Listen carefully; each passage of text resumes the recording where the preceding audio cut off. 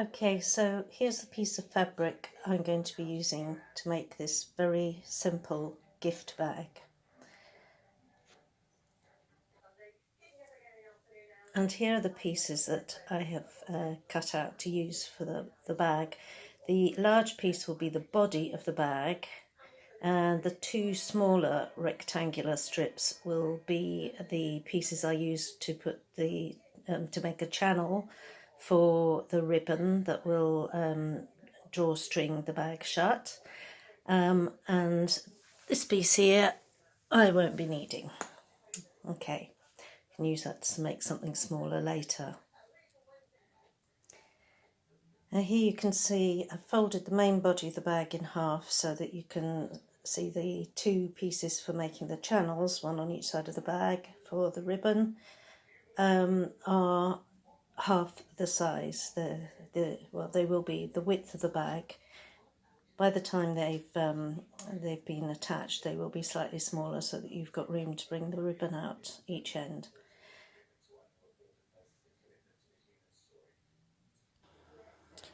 So now I'm going to iron some folds in the fabric. I like to do as little sewing as possible, I've discovered that I can do that by doing some ironing beforehand. As you can see, this here is one of the pieces for the channel, the ribbons. That's it before it was ironed, and there it is ironed, so it's almost touching together in the middle there. So then I open it back out and I iron this little tiny fold at the end here, and then I'm just going to fold those bits back down, and then I will be folding this back in for a second time. So I will just do that now. So that's all the ironing, all the pressing in of the folds that I need to do for this one. So now I'm going to go ahead and do the second one. Right, so here's the second piece, so I'm just going to show you that again. So I start by folding in one side and giving that a quick press, and then I do the second side so they almost meet in the middle. I'm just going to check that's the same size as that one. And then I open it up, I do the little fold here. I just find this helps to make the whole thing a bit neater if I do a double fold at the end, which is where the ribbon will be coming out of the channel. So I do the one like that, put these ones back in, making sure everything's lying as flat as possible.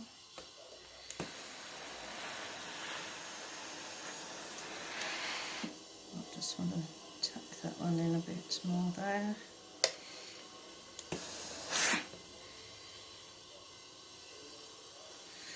Okay, and then the final bit of this is I'm going to just take that over a tiny little bit again. Oop. And again on this end.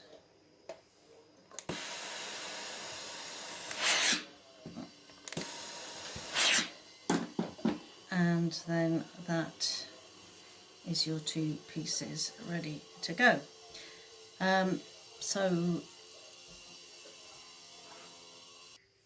So now I've got the body of the bag, and I'm going to start by just doing a small fold along the top opening, and then a slightly bigger one like that.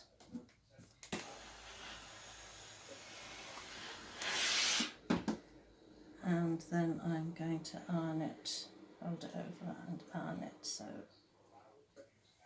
it's been folded in half like that.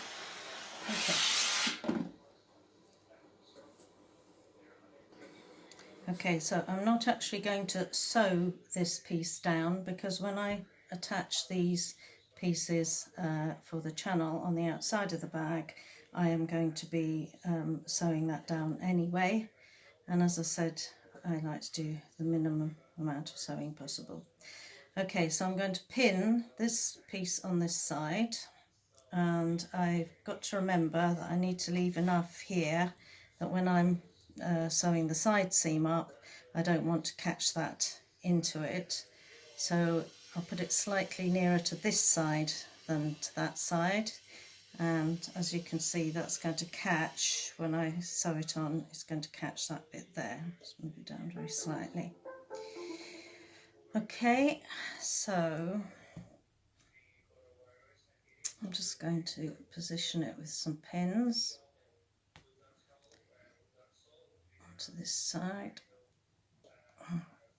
if I can get them to go through. Okay, and I won't make you watch me pin all of that, I'll do that in a minute.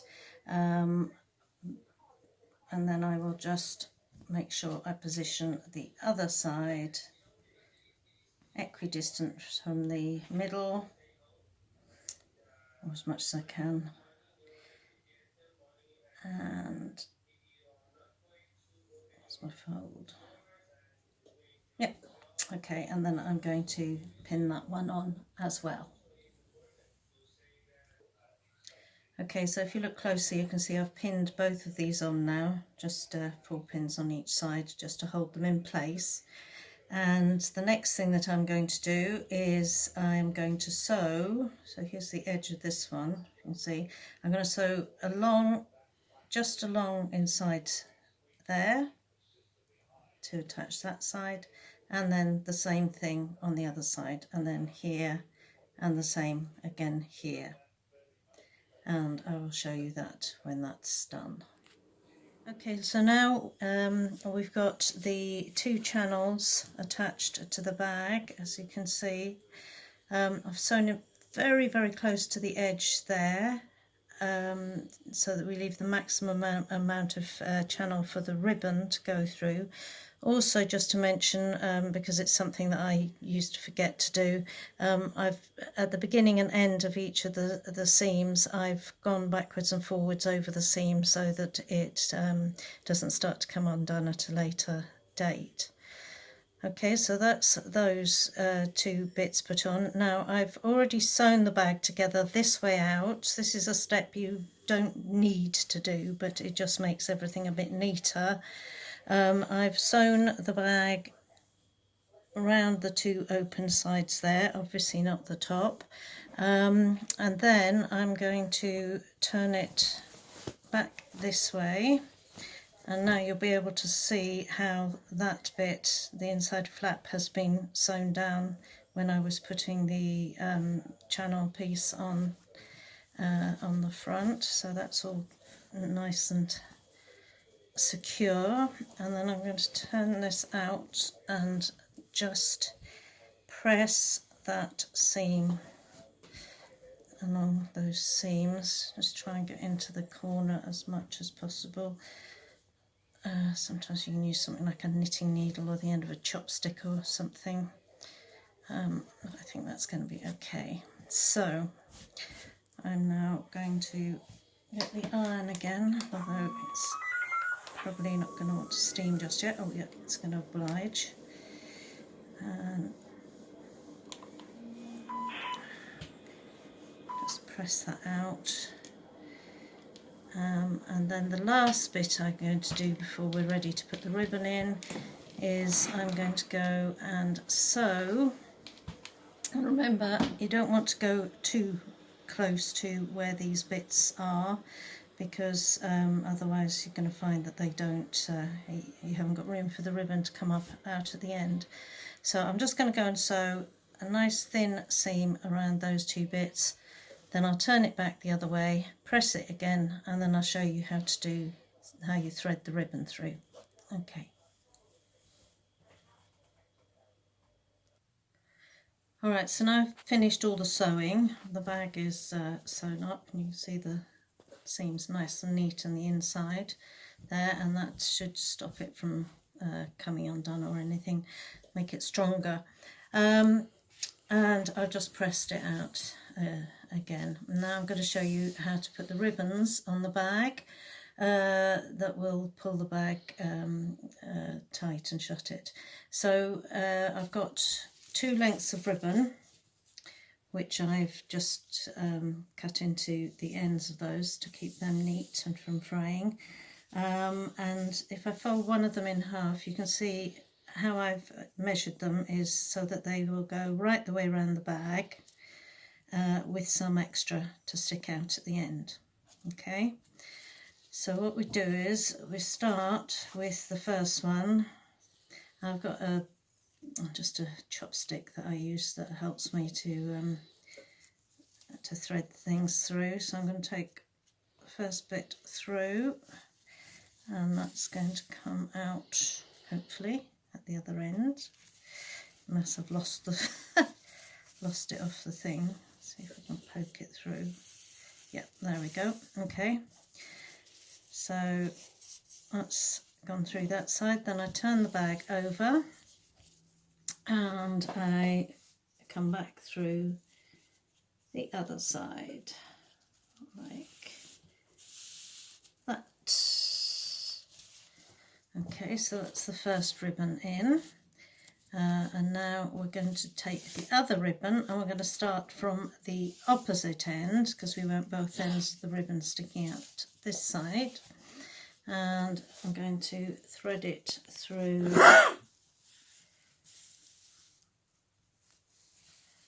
that way.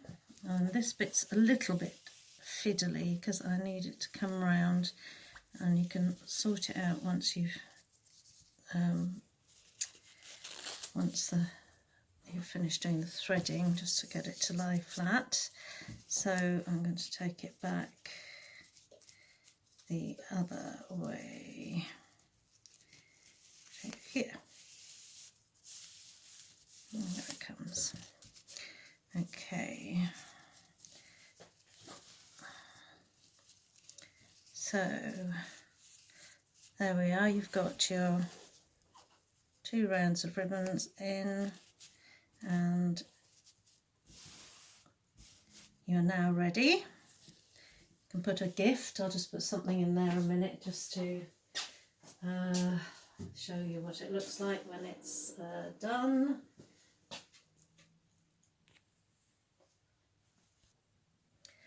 Right, I don't normally give people tins of apricots for presents, but just as an example.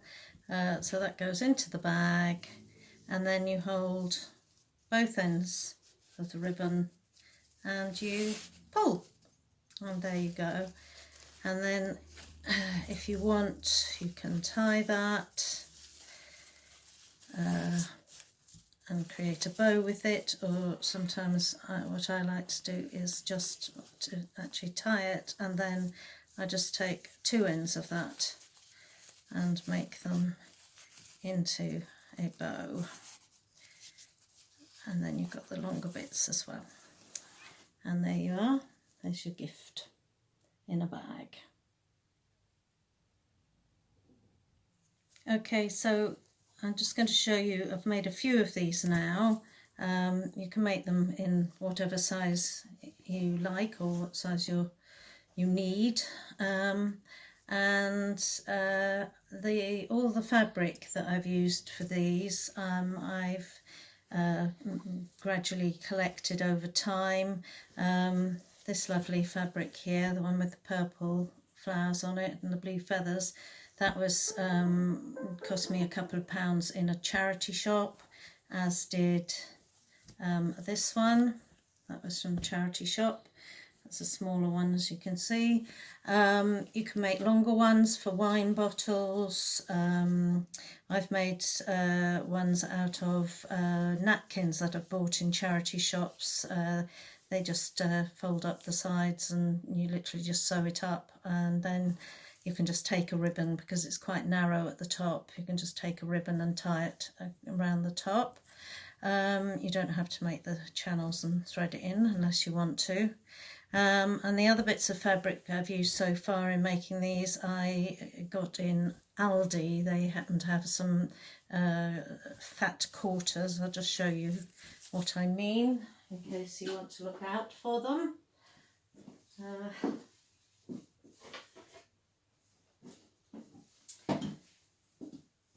So they come like that, and you get about 6 different designs in that, and they just, I think the patterns lend themselves to making a gift wrapping bag. And I've got various other pieces that I've collected over time from charity shops and leftover bits and pieces that people have given me. And it's a really good way to use to make a sustainable choice when you're wrapping things. I am going to be at our event whenever it eventually takes place. I will be selling these just for people to make donations if they want one towards sustainable Shrivenham funds to help us put on more events and workshops and things for you. Okay, so thank you. I hope that's made sense. If you want to ask me any questions, please do send me a personal message on the Facebook page here. And happy bagging.